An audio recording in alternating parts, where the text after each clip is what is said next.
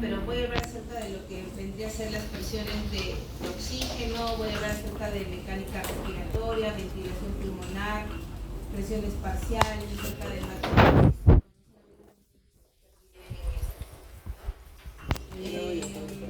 Bueno, ya tienen ahí, por si acaso he hecho algunas diapositivas y las he juntado, las he pasado a nuestra delegada para que las puedan tener también y pasar conmigo. Entonces, la respiración, ustedes saben que idealmente es un acto voluntario, ¿no? Es un proceso por el cual los seres vivos intercambian oxígeno y CO2, ¿no? Desde la parte nasal hasta que llega hacia la parte alveolar, lleva como acto la inspiración y luego la expiración, que es eliminar el CO2 del alveolo hasta la parte externa que vendría a ser la nariz, ¿no? Respiramos porque necesitamos formar energía como el ATP y eliminar el CO2. Saben ustedes, se recordarán que el ATP era importante porque intervenía, ¿no?, en diversas funciones para el buen funcionamiento de muchas estructuras, ¿no? Está considerada como una madre en general, es decir, energía a muchas células. Entonces, por tanto, el acto de respirar es importante porque fabricamos oxígeno y de esa manera se fabrica el ATP también, ¿ya? Entonces, las fases de la respiración consta de 5 fases, ¿no? La ventilación, difusión de gases, el transporte de gases, intercambio gaseoso a nivel tisular y la utilización de oxígeno. La ventilación, que es el acto, acuérdense, de inspirar y de expirar, por supuesto ocurre en las vías respiratorias superiores e inferiores, en ambas vías, porque todas estas intervienen en el acto de inspirar y expirar. Se recordarán ustedes acerca de estas zonas de conducción, ¿no? La zona de conducción que empezaba desde la tráquea y terminaba en el bronquíolo terminal, que básicamente eran estructuras tubulares que estaban relacionados con la conducción o el pasaje de aire, ¿no? Mientras que la zona respiratoria o como tal donde ya se produce la hematosis es el lugar que está conformado por el bronquíolo respiratorio, el saco alveolar y los alveolos, y estos como tal son la unidad respiratoria y es donde se va a producir justamente la distribución o la hematosis, ¿no?, de oxígeno y CO2. Para que nuevamente recordamos, porque antes de pasar a como tal la ventilación mecánica, que es un recordaris de esto, tenemos acá el alveolo, tenemos acá nuestro capilar. Por supuesto, ustedes ya saben que el intercambio gaseoso se hace entre la membrana alveolar, ¿no?, que es esta, y el capilar, pero tal vez lo diferente que no hemos visto en las clases pasadas es que, si bien ustedes se recuerdan que los neumocitos tipo 1 son los que estaban entre un 90-95% de toda la superficie y que estaban relacionados en favorecer el intercambio gaseoso, teníamos también en la parte periférica, ¿no?, en la parte periférica y teniendo una celularidad un poco más grande, los neumocitos tipo 2, ¿no?, que eran los encargados de formar el surfactante pulmonar. Pero también miren que aquí en la membrana alveolar nosotros no solamente tenemos células especializadas como las células tipo 1 y tipo 2, también tenemos otras sustancias como canales de sodio, como los canales de acuaporinas, como los canales que van a formar la energía o la conversión de energía de la ATP hacia sodio y potasio.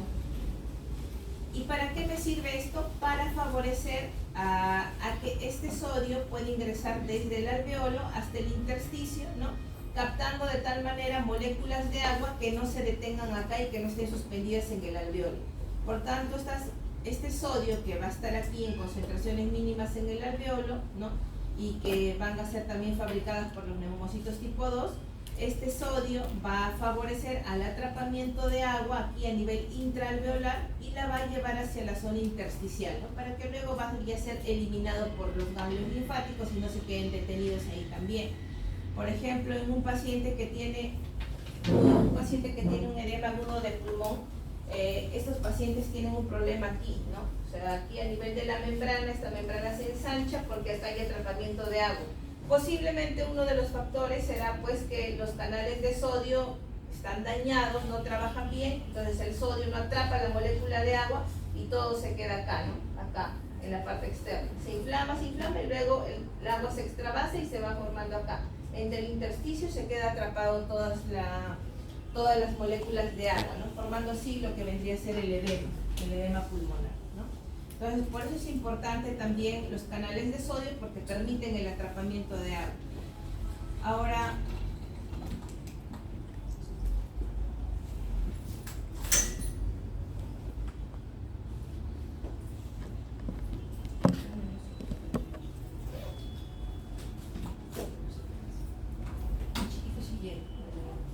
En la mecánica ventilatoria, ¿no? Nuevamente para reforzar el conocimiento, entonces la ventilación pulmonar es el proceso mediante el cual el aire, el gas, ¿no? Oxígeno y CO2 y otros también ingresan desde la parte atmosférica hacia el alveolo y viceversa, ¿no? Regresan del alveolo hacia la parte atmosférica. Acuérdense ustedes que durante este proceso de ventilación o de mecánica ventilatoria, o sea, el oxígeno y CO2, si bien es cierto, son los gases que más participan, no son los únicos, ¿no? También nosotros tenemos otros gases que participan en la ventilación. Acá tenemos al nitrógeno, tenemos al argón, al helio, moléculas de vapor de agua, que por supuesto están más o menos en una relación menor a 1%, ¿no? Y que son importantes justamente para este proceso de hematosis. Ahora, una cosa que yo les he puesto aquí es, por ejemplo, la mecánica ventilatoria se vería alterada, esta inspiración y expiración se vería alterada si es que un músculo, que es el músculo más importante, digamos yo que es el diafragma, ¿cierto? Si es que este músculo diafragma se paraliza, por supuesto la inspiración o la expiración no va a ser adecuada, ¿no? Este de aquí que ustedes ven acá con unas cadenitas es el nervio frénico, ¿no? El nervio frénico nace más o menos desde la cervical 3 a la cervical 5 y bueno, pasa de manera paralela por el esófago, la tráquea, paracardíaco derecho, izquierdo, porque son dos, y llega a nivel del diafragma e incluso todavía cruza el diafragma y luego va a tener terminaciones que van a ir hacia otros músculos para su contracción. En este caso el nervio frénico es importante porque una lesión en el nervio frénico no va a producir que el diafragma se contraiga, ¿no? Entonces la inspiración se vería alterada. Entonces es importante reconocer en un paciente cuando se produce la parálisis también del nervio frénico, la lesión. Un traumatismo podría ocurrir, ¿no? Un traumatismo, imagínense un traumatismo severo, un golpe a nivel torácico. Puede ser que haya un desgarro, una lesión completa, ¿no? Del nervio frénico, produciendo parálisis, por ejemplo, de esta zona, de la zona que ha sido afectada. Será pues más o menos en porcentaje 90% de las personas que pudieran tener algún tipo de lesión, ¿no? La lesión generalmente es unilateral, o sea, a nivel del nervio frénico de un solo lado, pudiendo ser derecho o izquierdo. Pocas personas realizan parálisis de ambos nervios frénicos, produciendo pues que la inspiración y expiración ahí sea nula, ¿no? El paciente ahí sí tendría que tener un ventilador mecánico, o sea, una máquina que respire por él. Todavía, si fuera una parálisis de un solo lado, de un solo nervio, por lo menos el paciente tiene el otro lado, por lo menos para poder inspirar y expirar, pero lo va a hacer con dificultad, seguramente con limitación. Pero la ventilación mecánica también tendría que ser pronta para ese paciente porque va a tener que estar reteniendo CO2. Por ejemplo, en una radiografía, ¿no? Que está acá, ustedes ven, bueno, acá el pulmón está perfecto, ¿no? Yo veo su ángulo costofrénico acá, su ángulo costodiafragmático, lado derecho. En el lado izquierdo también lo veo, ¿no? Solamente que parece que se hubiera achicado. Ahora, ustedes podrían decir, podría ser el hígado. Mire, el hígado habitualmente tiene como una cúpula, no es como una cabeza así, entonces esto no, en cambio esto se ve perfecto, esto se ve así, tal cual es la forma del diafragma, como ustedes ven acá en el lado derecho. Entonces aquí decimos, por ejemplo, que este paciente tiene parálisis del diafragma del lado derecho. Una causa más común sí podría ser por lesión del nervio frénico, una causa. Podría ser también porque haya una lesión en el propio diafragma. Podría ser que esta paciente tenga esclerosis, o sea, los músculos se han lesionado y ya no se contraen, ¿no? Eso sí podría ser por alteración de otros nervios periféricos. Cualquier causa que haya provocado esta alteración en la contracción del diafragma puede producir alteración en lo que vendría a ser la mecánica ventilatoria. ¿Ya? He puesto ahí como un... Ahora, para poder hablar también de mecánica ventilatoria, tenemos que saber ya ciertos valores que ya están estandarizados, ¿no? Que estos han sido medidos por manómetros esofágicos manuales, por el drill, que es un tipo de maquinaria de ventilación respiratoria. O sea, todo eso ya está estandarizado. Lo que ustedes tienen que conocer es que la presión pleural se diferencia durante la inspiración y la expiración, ¿no? La presión pleural, que es esta esta zona, digamos, en la cual debería haber aire, se acuerdan siempre, entre la pleura parietal y pleura visceral hay un espacio. Muy bien, aquí existe también una presión. La presión pleural durante la inspiración es menos 7.5 centímetros de agua y durante la expiración es menos 5 centímetros de agua. ¿Ya? Esto es importante porque en el transcurso vamos a hacer una serie de sumas y restas para que se conozca para qué sirve esto. Y la presión alveolar es la presión también que se ejerce durante el ingreso y la salida del oxígeno, ¿ya? Entonces esta presión alveolar durante la inspiración es menos 1 centímetro de agua y durante la expiración es más 1 centímetro de agua. Esos ya, como les digo, son valores estandarizados que ya se determinaron por procedimientos como manómetro esofágico, ¿ya? O por el mismo ventilador mecánico que ya tiene valores como el TRI para poder sacar estos valores, ¿ya? Entonces, la diferencia entre la presión alveolar y la diferencia entre la presión pleural me genera un valor importante que vendría a ser la presión transpulmonar, ¿ya? Entonces, la presión transpulmonar, como dice aquí, es la diferencia entre la presión alveolar y la presión intrapulmonar. En reposo, como ustedes ven acá, no sé, si ustedes hacen la resta, la presión transpulmonar dice que es la diferencia de la presión alveolar, ¿no? Y la presión pleural, que vendría a ser esta. Digamos en la expiración, ¿no? En la expiración más o menos entonces sería más 1 menos 5. O sea, sería más 6. 1 menos 5. Sería más 6. Entonces digamos que la presión en este caso al final de una expiración tranquila sería más 6 centímetros de agua, ¿no? Y este valor positivo, o sea, este valor que vendría a ser la presión transpulmonar, es lo que mantiene el pulmón expandido durante el proceso de ventilación, ¿ya? O sea, durante el proceso de ventilación, entonces, miren, ya vamos teniendo algunas presiones, la presión alveolar, la presión pulmonar, la presión pleural y la presión transpulmonar. ¿Y para qué me sirven estas presiones? Porque me van a ayudar a mantener el pulmón expandido durante mi proceso de ventilación, ¿ya?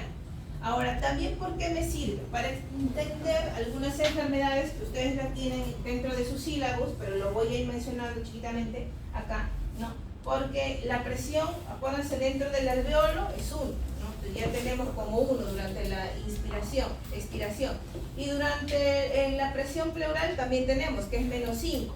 Pero ¿qué pasaría si es que por algún motivo esta presión de la pleura se perdió? O sea, no hay, no sé, se rompió, algo pasó, se llenó de sangre, ¿no? Se convirtió en un espacio real, entonces esa presión se vuelve 0, ya no hay. Y la presión acá, ¿no? A nivel alveolar tampoco no hay, porque como ya no hay espacio, entonces el pulmón se achicó, entonces la presión acá se vuelve 0. Cuando eso pasa, o sea, las presiones a nivel alveolar y la presión a nivel intrapleural se vuelven 0 o se negativiza, entonces el pulmón colapsa, ¿ya? Entonces, en ese caso, cuando el pulmón colapsa, se le denomina esto un neumotórax, que es una enfermedad, y después la vamos a hablar, que está en su sílabo, como les digo. Pero el neumotórax entonces vendría a ser un colapso pulmonar, ¿no? Un colapso de la pleura, no hay presión alveolar, no hay presión pleural, y las causas pueden ser muchas, ¿no? Por eso hay una causa que sí podrían recordar ustedes. Yo les había dicho, cuando ustedes hacían, se acuerdan, una toracocentesis, ¿no? Que venía a ser la retirada del líquido para que hagan ustedes los criterios de Lyme, que ya les menciono, porque ustedes se sacado 20 en eso. Pero se acuerdan cuando ustedes les decía saquen por detrás, ¿no? Del pulmón más o menos entre el 5 a 7, más o menos entre la zona intercostal de la zona dorsal. Ahí ustedes cuando hinquen, ¿se acuerdan dónde hincaban? ¿En la parte superior de la costilla o por debajo? Superior.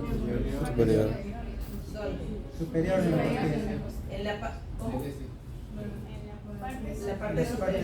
Porque ustedes, si es que ocurría el inverso en la parte posterior, ¿qué podrían estar lesionados? El banco. El banco, ¿no? Vaso. Claro, entonces justamente muchos casos de neumotórax iatrogénicos se producen por eso. La mayoría de médicos, digamos que todavía no tienen experiencia, residentes internos, a veces cuando practican, menos mal las lesiones no son muchas, pero sí, cuando no pinchan bien, no punzan bien esa zona dorsal torácica, o lo hacen de manera errónea, o tal vez muy rápido y profundo, lesionan alguna arteria, alguna vena, ¿no? Y el espacio interpleural al mismo colapsa, se llenó de aire en gran cantidad, colapsó. Es un tipo de neumotórax iatrogénico.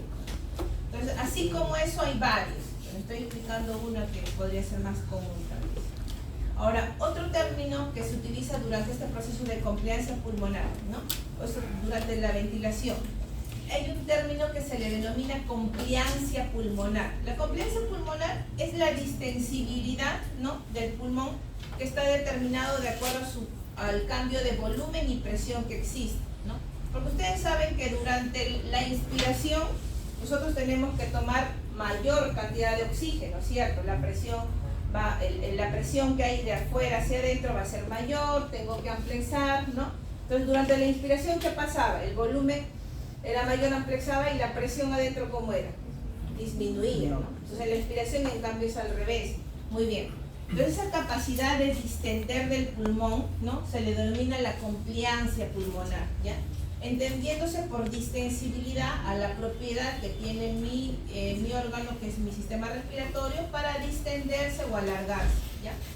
Entonces, ahora, la distensión del pulmón, chicos, está determinada, acá les he puesto, por algunas fuerzas, ¿no? Y también por la tensión superficial. ¿Cuáles son estas fuerzas? La elastina y el colágeno, y también por la tensión superficial. Entonces, son tres, digamos, dos estructuras proteicas, que vendría a ser la elastina y el colágeno, que favorece a la elasticidad pulmonar, y la tensión superficial, que vendría a ser un tipo de característica que mantiene justamente al alveolo tenso, ¿no?, y no se colapse, digamos. Entonces, por ejemplo, la elastina y el colágeno, como les decía, son proteínas que permiten que mi bronquio, que mi alveolo se distienda, ¿no? Pero existen algunas enfermedades, como les he puesto acá detallada, como en el EPOC o la fibrosis pulmonar. ¿Qué pasa? Por ejemplo, en el EPOC, ¿no?, hay una destrucción excesiva de la elastina. O sea, la elastina es una proteína que permite la distensión, en cambio el colágeno es una proteína que va a dar soporte, estructura. Entonces, si la elastina se deteriora también, hay una destrucción, dice, de la elastina en gran cantidad, ¿no? Entonces, el alveolo reduce su distensibilidad, reduce su elasticidad, por tanto, dificulta la exhalación, ¿no?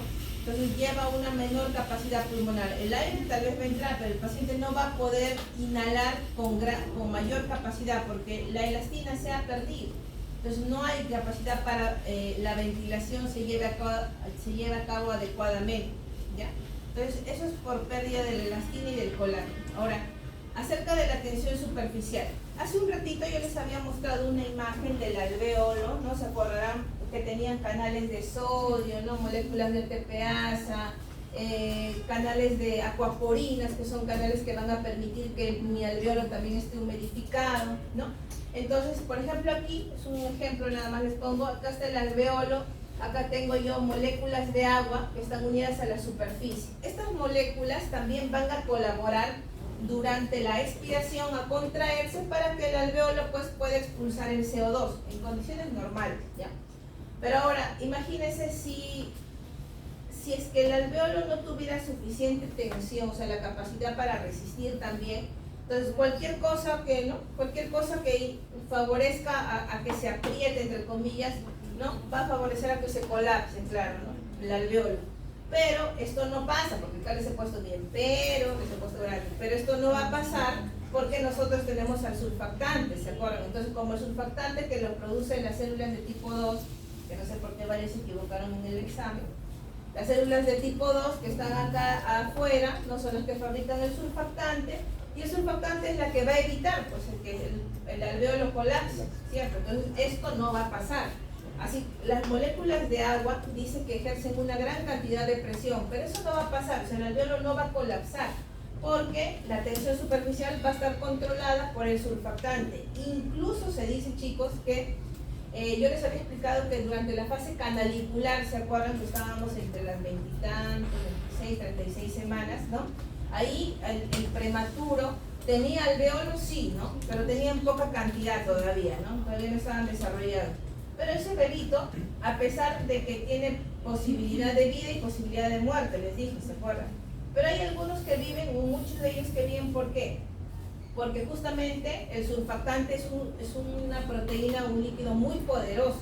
A pesar que el agua que está alrededor, las moléculas de aire, los canales, etcétera, ejercen mucha presión para que el alveolo podría contraerse y podría colapsarse, no lo hace porque el surfactante es 8 veces más potente que todos los demás. Entonces el surfactante no va a permitir eso. ¿Ya? Entonces ya hemos visto que la tensión superficial entonces es otro componente importante para que haya una adecuada ventilación. Ahora vamos a recordar un poco de volúmenes y capacidades, porque esto menos mal en la clase de espirometría de la otra vez, rapidito se las di, ¿no? Y creo que me entendieron.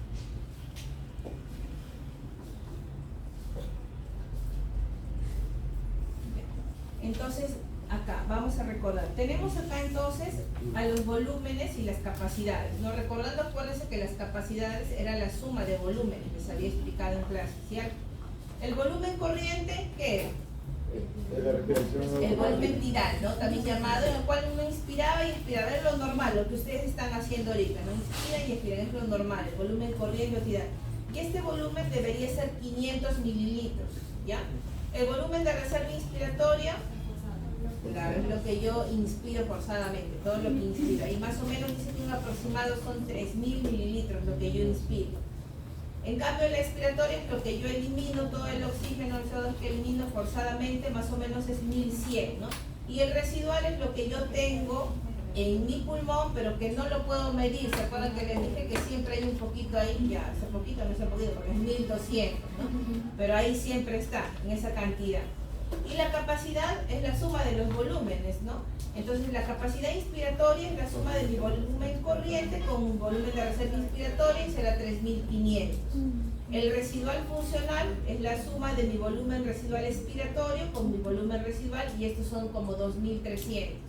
Mi capacidad vital es lo que ustedes inspiran y expiran en condiciones normales, ¿no? Y este vendría a ser la suma de mi volumen respiratorio, mi volumen de reserva inspiratoria, mi volumen tidal y mi volumen de reserva expiratoria. Esto más o menos son como 4.600 mililitros. Ustedes suman lo de la izquierda, ¿no?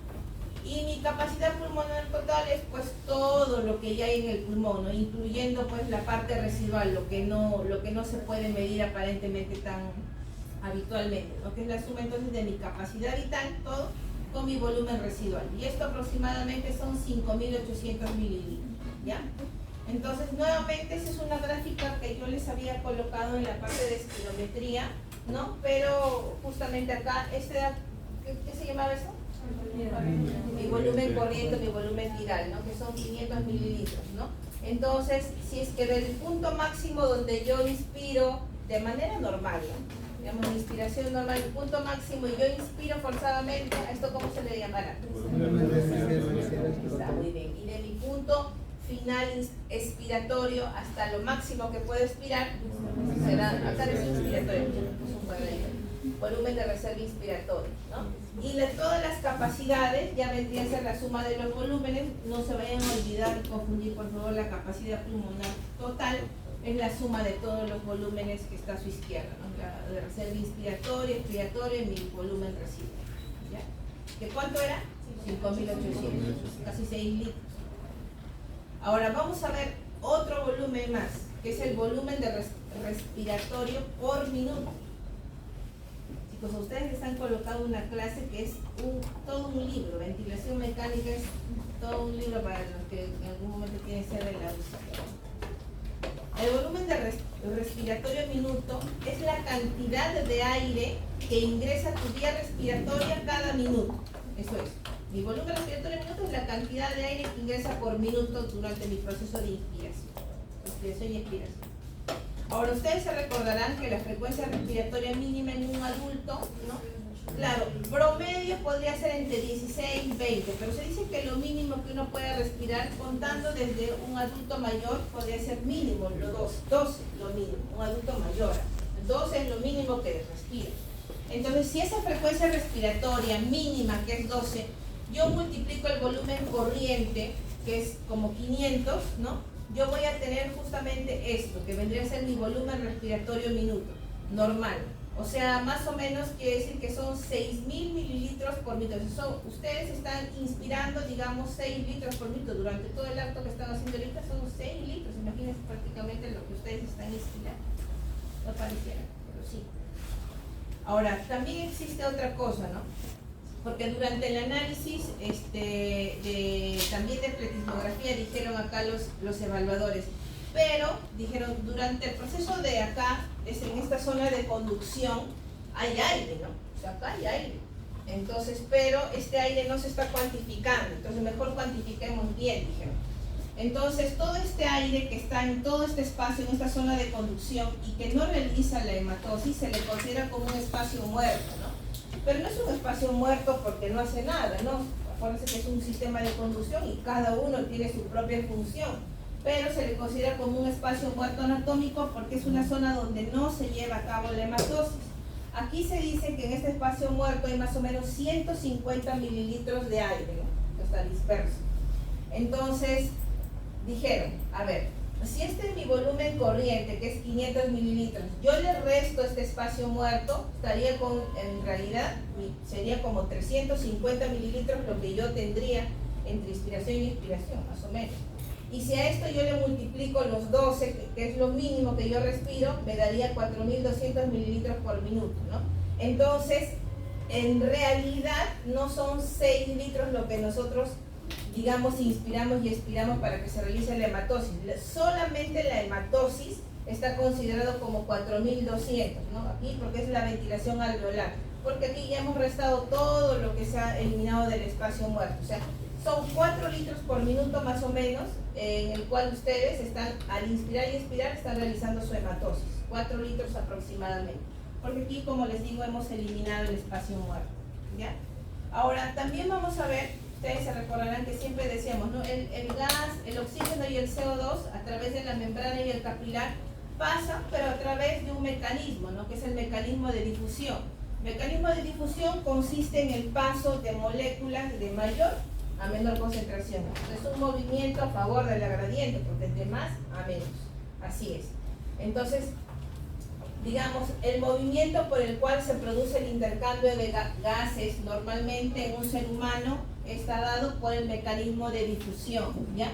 Entonces, porque es una zona, acá a nivel del alveolo hay mayor presión de oxígeno y de esta zona de mayor concentración de oxígeno va a bajar hacia la zona del capilar porque está de más a menos, entonces es una zona de difusión. Y a nivel del capilar pulmonar, donde ya se produce la hematosis o el intercambio gaseoso, hay mayor cantidad de CO2, por eso es que el CO2 sale del capilar al alveolo. O sea, estoy yendo de una zona de más a menos y una zona de más a menos también, del alveolo al capilar y el capilar al alveolo, ¿no? La zona de mayor, digamos, difusión entre el alveolo y el capilar es de oxígeno y del capilar al alveolo de CO2. Chicos, no se duermen, despierten. No se me duerme, ya falta poquito de eso. No pasa un poco eso, pero ya tras la repetición no van a estar. Yo les dije, ¿se acuerdan? Vamos a ver virtual, no me no sé, YouTube. Ya ahora sí despertaron, muy bien. Presiones parciales. Miren, en fisiología respiratoria, ¿no? Nosotros en verdad manejamos, como les había dicho, muchos gases, ¿no? CO2, oxígeno, nitrógeno, moléculas de agua, el argón, ¿no? El helio también, pero todas estas son como que menos de 1%, les decía. Pero las más importantes son pues nitrógeno, CO2 y O2. Son las 3 moléculas de gases más importantes que intervienen en el intercambio gaseoso, ¿no? Y la presión parcial se refiere a la presión que ejerce un gas individual dentro de una mezcla de gases, como si estuviera solo en ese volumen. ¿Esto qué quiere decir? Miren, si yo tengo solamente una vasija, imagínense solamente una vasija, no un balde, ya lo que fuera, ¿no? Y tuviera ahí dentro cerrado solamente nitrógeno, entonces yo no voy a decir quiero sacar el nitrógeno, no, tengo que decir quiero sacar la presión parcial del nitrógeno. O sea, voy a sacar, digamos, en la presión parcial es estimar la presión que ejerce esa molécula de gas dentro de un volumen, ¿no? Estando solita. No se puede sacar la presión parcial de un gas, o sea, dentro de un solo volumen, por ejemplo, estando el nitrógeno, el oxígeno, el CO2, no. Tiene que estar solo para yo poder sacar su presión parcial, ¿ya? La presión parcial entonces es la presión o es la cantidad que ejerce ese gas sobre un volumen, pero estando solito, en ese volumen. Ahora, miren ustedes, la presión atmosférica. A nivel del mar, la presión, o sea, de toda la atmósfera, que ahorita hay presión, claro, nosotros no lo sentimos, pero en toda la atmósfera hay presión, ¿cierto? Esa presión atmosférica a nivel del mar es de 760 milímetros de mercurio. Pero a medida que la presión, subimos, nos vamos aquí, un poco más allá. La presión, o sea, ahí, ¿cómo es? La presión aumenta, ¿no? O sea, para ustedes, para que inspiren, tienen que hacer un poquito más de esfuerzo, ¿no? Para que vayan a un nevado, tienen que hacer más esfuerzo, ¿cierto? Entonces, a medida que uno va aumentando, la presión también, ¿no? O sea, la capacidad para que ustedes inspiren es mayor, ¿no? Mucho más forzada. Pero en este caso, la presión atmosférica disminuye. O sea, ahí el volumen de oxígeno acá es más rico, mayor. Pero acá mi volumen de oxígeno, que así se le denomina presión atmosférica, es menor, ¿no, Miguel? Y tú ejerces mayor presión. Esto no se me confunda por el nombre, porque creo que se me quería con no. La presión atmosférica está determinada por volumen. Acá hay mayor volumen de oxígeno a nivel del mar, mayor. Pero aquí, a medida que yo subo, el volumen de oxígeno es menor, ¿no? Entonces, mi presión mía va a ser mayor para poder respirar, pero el volumen aquí es menor de oxígeno. Por eso se califica así, como milímetros de mercurio, 400. ¿Ya? Entonces, acá, por ejemplo, a nivel del intercambio gaseoso, yo les había dicho que existen los tres principales, y vamos a hablar, ¿no? Nitrógeno, oxígeno y CO2. Esto son 760 milímetros de mercurio, ¿se acuerdan? ¿Ya? Pero ya por fórmulas que ya se estandarizaron, ya se sabe que las moléculas de nitrógeno, ¿no? Ejercen una presión de 597 milímetros de mercurio, que el CO2 y los demás ejercen una presión de 4 milímetros y de oxígeno en 159. Más o menos 760 milímetros de mercurio, que es la presión atmosférica, me equivale a mi 100%, ¿no? Entonces, y esto, sacando como una regla de 3 simple, más o menos son como 78, expresado esto, 21 y 1%. Ay, chicos, como ustedes son intensos, yo sé que después alguien va a sacar su regla de 3 simple y me va a decir, doctora, no salió 597, me sale 595. Sí, pues, pero sale así, porque en realidad en las cosas matemáticas nada es exacto. En realidad, si uno saca todo esto, sale todo por decimales. Pero aquí pues ya los estandarizaron y dijeron, ¿sabes qué? Ya lo globalizamos todo y 597 sale, ¿no? Pero los porcentajes sí podría ser que uno sea un poquito más que otro, pero ya está estandarizado. Eso ya es algo neto de la ventilación propia mecánica, ¿ya?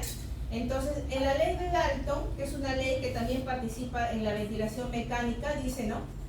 Entonces, quiere decir que la presión atmosférica, básicamente para que se entienda esto, la presión atmosférica entonces es la suma de las presiones parciales de los otros gases, ¿no? O sea, quiere decir que aquí en esta presión, todo este volumen de oxígeno aparentemente no es necesariamente oxígeno, ¿cierto? Hay CO2, hay nitrógeno, hay oxígeno, entonces cada uno tiene su propia presión. Entonces, la presión atmosférica es la suma de cada presión parcial, ¿no? De cada molécula de agua, de CO2, de oxígeno, etc. Esa es la ley de Dalton, es la suma de todas las presiones, ¿ya? Ahora, también otra cosa que acá les he añadido es lo siguiente. La presión parcial de oxígeno, como ustedes ven aquí, dice 21%. Esto significa que de cada 100 litros, ¿no? de aire, 21 litros son netamente de oxígeno, ¿ya? De cada 100 litros de aire, 21 son de oxígeno. De cada 100 litros de aire, 78 de nitrógeno. De cada 100 litros de aire, más o menos será de CO2 y los otros componentes. Pero esto, para términos, digamos, básicamente académicos, se le determina a esto como una fracción inspiratoria de oxígeno. O sea, lo que ustedes inspiran, más o menos acá a nivel del mar, a 760 milímetros de mercurio, estamos 0.21% o 0.21 o al 21%, así se dice. O sea, si yo les coloco a ustedes un saturómetro, que es una máquina que se coloca en el dedo, ¿no? Para poder saber cuánto oxigenan, podría ser, no sé qué, digamos, ¿no? Le salga 98. Entonces yo digo, ¿sabes qué? Aquí nuestro compañero está saturando 98% a nivel del mar, que es 760 milímetros de mercurio, a un FiO 221, o sea, su fracción inspirada de oxígeno por cada 100 litros se le está saturando más o menos 98%. Ah, ya. Eso es, o sea, la cantidad de oxígeno que está ingresando para él en este momento. ¿Ya? Ahora, hay otra ley más, la pura ley les han puesto ustedes. Una ley, que es la ley de Henry. Miren, en esta ley de Henry lo que nos habla son dos cosas, pero antes de eso les puse aquí a la izquierda una cosita más, ¿no? Todas las presiones parciales que hemos hablado, la presión parcial de oxígeno, de CO2, la presión de nitrógeno atmosférica y todos los demás siempre van a estar determinados por dos factores: la concentración de gas y de cuán soluble es. Entonces la ley de Henry está más o menos relacionado a eso. La ley de Henry nos dice lo siguiente, ¿no? Que si yo tengo dos vasijas acá comparativas, les doy la misma temperatura a ambas y les ejerzo la misma presión, ¿no? Por supuesto teniendo un gas diferente para poder comparar, teniendo la misma vasija, o sea, el mismo volumen de la vasija, la misma temperatura y ejerciéndole la misma presión, siempre va a haber un gas que va a tener mayor solubilidad o mayor capacidad de difusión que otro, ¿no?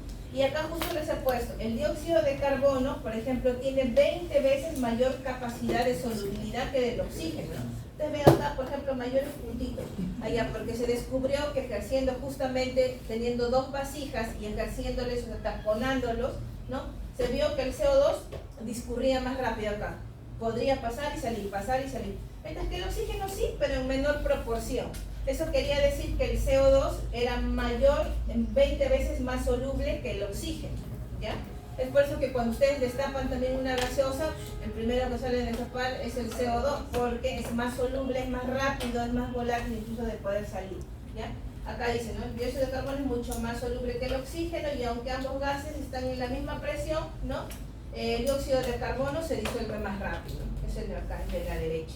¿Ya? Eso quiere decir la ley de Henry. El mismo volumen, misma presión, misma temperatura, siempre va a haber un gas que sea más soluble que el otro.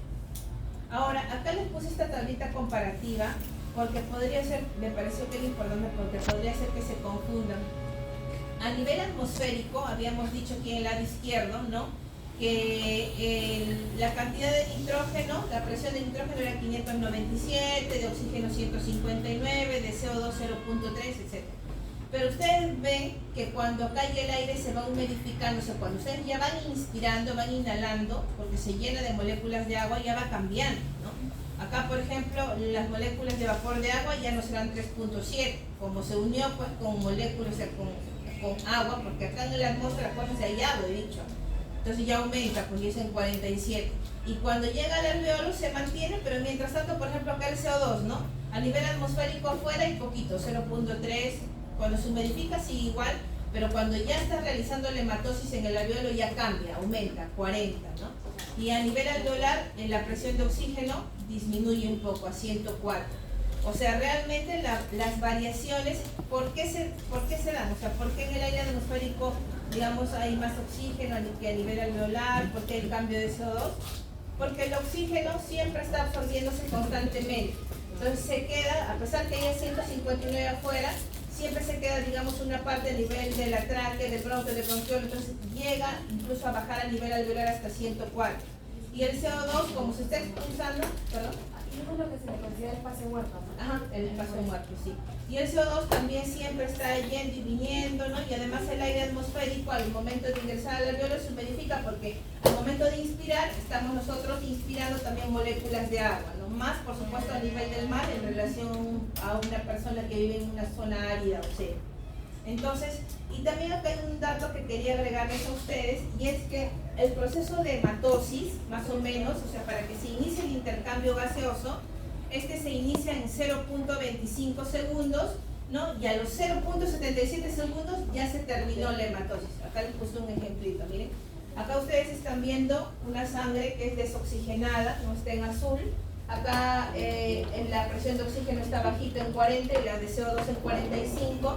Y más o menos cuando ya comienza a oxigenar, ya estamos a partir del 0.25. Miren, acá ya va cambiando, es un poco digamos, la coloración va alterándose, ¿no? Pero cuando ya se vuelve rojizo, o sea, ya está oxigenada, ya llegó la presión a nivel alveolar, que hemos visto en la slide anterior, está a 104 y la CO2 en 40, ya más o menos estamos en los 0.75. Quiere decir que la hematosis en tiempo más o menos comienza en 0.25 segundos, ¿no? Y podríamos decir que termina completamente a los 0.75 segundos, ¿ya? Ahora, la ley de Boyle, que es una ley más, dice lo siguiente, ¿no? Que a temperatura constante el volumen de gas es inversamente proporcional a su presión. Eso sí está más fácil porque, acuérdense, la ley de Boyle se ve durante el proceso de inspiración y expiración, ¿cierto? ¿Por qué? ¿Por qué pasa esto? Miren, durante la inspiración, ¿qué es lo que pasa? Nuevamente para que se recuerde, durante la inspiración el volumen aumenta, ¿no? Ustedes toman más aire, entonces aumenta el volumen de la cavidad torácica. La presión acá tiene que bajar, no puede ser más porque si no explotaría nuestra caja torácica, tiene que bajar. Entonces acá, la relación del volumen es inversamente proporcional a la presión. Esa es mi ley de Boyle. Y durante la expiración pasa lo contrario, ¿no? La presión acá tiene que aumentar intratorácico para que saque todo el aire, ¿no? Y el volumen acá, por supuesto, disminuye, ¿no? Entonces, eso es la ley de Boyle. La relación del volumen con la presión es inversamente proporcional, ¿ya? Muy bien, entonces acá nuevamente les he puesto porque quiero que se recuerden acerca de los músculos que participan en esto, ¿ya? Ahora, durante el proceso de inspiración, pequeñitos, habíamos dicho que la presión intrapulmonar tiene que ser menor, ¿no? A la presión atmosférica, ¿cierto? Entonces, acuérdense de este dibujito, miren, acá el volumen lo llenan de aire y la presión tiene que ser menor y dentro, ¿no? Entonces, muy bien. Entonces, durante el proceso de inspiración, la presión intrapulmonar es menor. ¿Pero cuánto menor? Miren, acá justo hay un dibujito acá. En la inspiración dice que la cavidad torácica se expande, ¿no? En sentido lateral, vertical, anterior también, y la presión intrapulmonar cae 3 milímetros de mercurio. Esa es también una presión estandarizada, un número. Cae 3, ¿no? Durante el proceso de inspiración, y durante el proceso de expiración más bien aumenta, también en 3 milímetros de mercurio, ¿ya? Y los músculos que están durante el proceso de inspiración involucrados son el diafragma, el intercostal externo, el intercostal paraesternal, y los músculos que ya son importantes que participan en la inspiración forzada, ya pues será el escaleno, el endotelio mastoideo, la dorsal, ¿no? Ahora, acá durante el proceso de expiración, y acuérdense que durante el proceso de inspiración estamos hablando que esto es un proceso activo, ¿no? Trabaja muchos músculos para contraerse, pero la expiración en cambio es un proceso que es pasivo, ¿no? Porque acá más bien lo que yo hago pues, es evitar que se contraigan, ¿no? Más bien la elasticidad está disminuida, ¿no? Todo eso se favorece gracias a la elasticidad que tenemos, ¿no? Y los músculos, salvo que sea una expiración forzada, fuerte, ahí sí participan los músculos, como que los oblicuos, los intercostales, los rectos, ¿ya? Ahora, y no se olviden esto, que durante la expiración, más bien acá la presión intrapulmonar aumenta 3. O sea, mientras la inspiración disminuye en 3, acá en la expiración aumenta 3. O sea, sería 763, ¿no? Y en el otro sería 760. Claro, menos ahora acá justo tenemos, ya no te duele. Ya lo mató.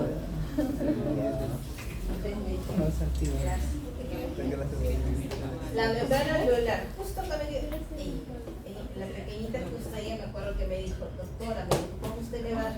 Bueno, yo le puse 4 capas tenía la membrana alveolar, ¿te acuerdas? Ella me enseñó un artículo, me dijo, no, me dijo 6, doctora, me dijo. La verdad es que no le preguntó si lo leyó o no leyó, porque lo vi un poco complejo para que lo entienda, la verdad, pero igual yo esa pregunta les puse igual 2 puntos a todos. ¿Por qué? Miren, yo después de investigar, ¿no? Encontré muchas variaciones.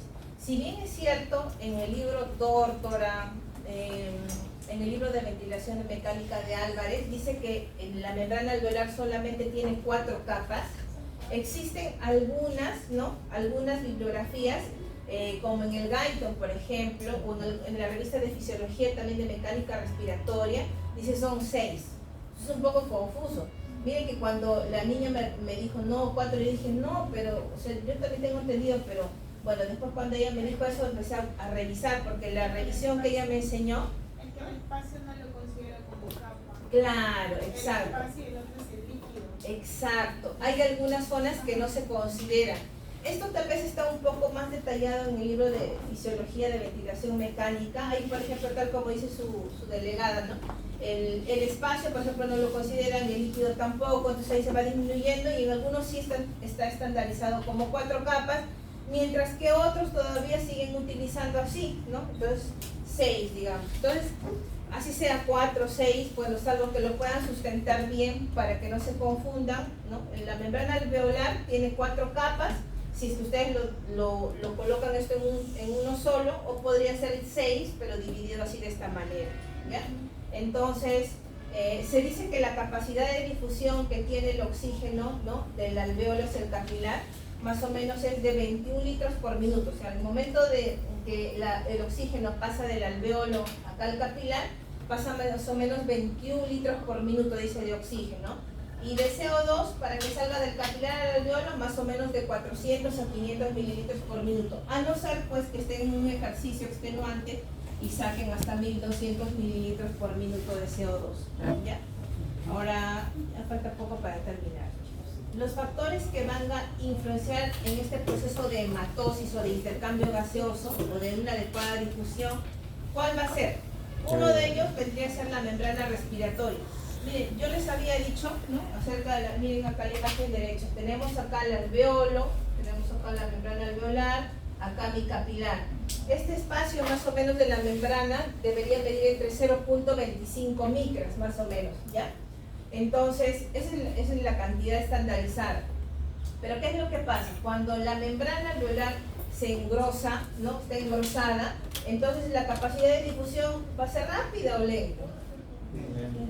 Lenta, claro, porque está más ensanchado, más gordo, entonces va a ser un poco más lento, ¿no? Entonces acá, en como es un espacio, digamos, estandarizado 0.25 micras, dice que esto va a difundirse en 0.25 segundos.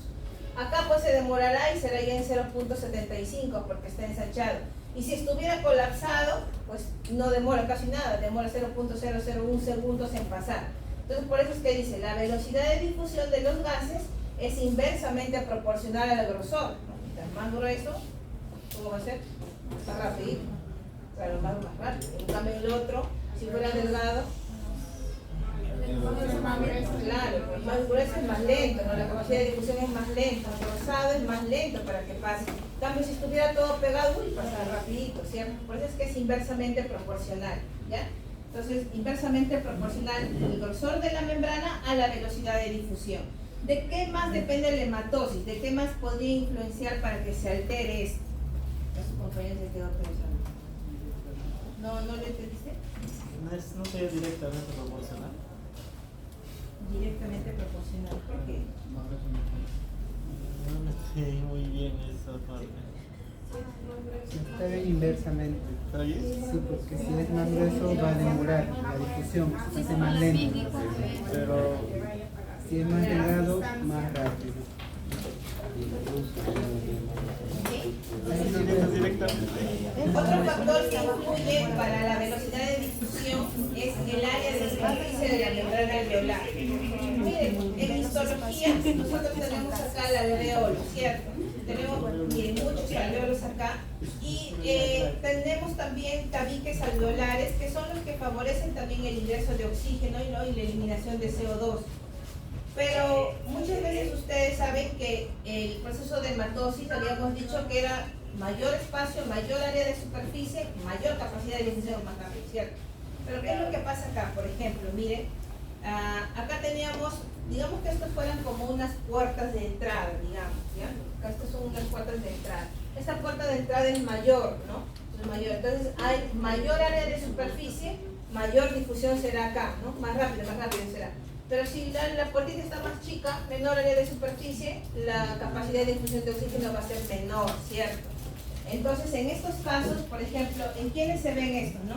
Por ejemplo, en la parte A, ¿no?, yo podría ver alguna patología relacionada a esto, por ejemplo, en un proceso de... Empecemos.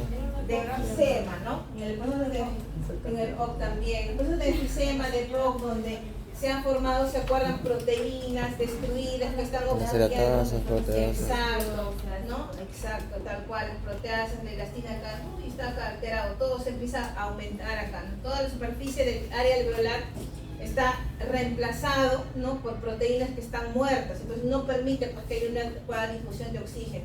Mientras que aquí, por ejemplo, mayor área de superficie podemos encontrar en procesos inflamatorios agudos, ¿no?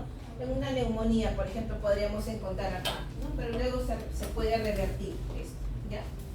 Ahora, también va a depender del coeficiente de difusión. Habíamos dicho hace un momento que la CO2 tenía mayor capacidad de difusión, era 20 veces más fácil de que se disuelva en relación al oxígeno, depende de esto.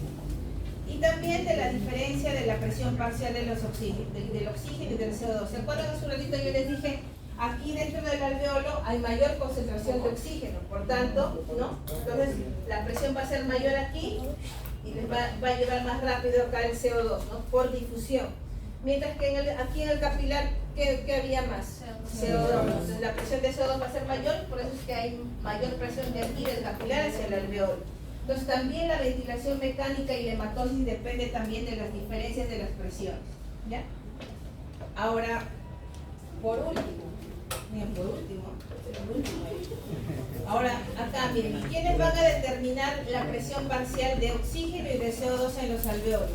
Dos situaciones, la ventilación y la perfusión. Porque la ventilación, ya saben ustedes, a cada rato les he dicho hoy día, ¿no? Es el movimiento, el flujo de aire, que está compuesto por dos, ¿no? Inspiración y expiración. Y la perfusión es el proceso mediante el cual la sangre fluye a través de los capilares pulmonares, ¿no? Para que se permita pues, el intercambio gaseoso, ¿no? Ahora, la ventilación alveolar, si ustedes van a repasar sus slides anteriores, habíamos dicho que son 4.200 mililitros y la perfusión son 5.200 mililitros por minuto. Si nosotros sacamos la relación ventilación-perfusión y dividen ustedes esto, va a salir 0.8. Entonces la relación ventilación-perfusión, o sea, la relación o la capacidad para que se ventile adecuadamente y para que el pasaje de la sangre, del oxígeno, para que fluya a través de la sangre sea adecuado, toda esta relación tiene que ser más o menos por minuto, tiene que ser 0.8 mililitros. Esto seguramente, chicos, vamos a ampliar porque en la siguiente clase tenemos lo que es referente a la disociación de la curva oxígeno-hemoglobina, por qué la hemoglobina en más alturas es mayor, ¿no? Eso entonces aquí vamos a ampliar un poco también de lo, o recordar lo que vendría a ser la relación ventilación-perfusión, porque si les ponía hoy día estarían como locos. Pero igual nos toca para la próxima semana, o sea, no nos toca para el día de hoy. Ya entonces, ya le di a Silvia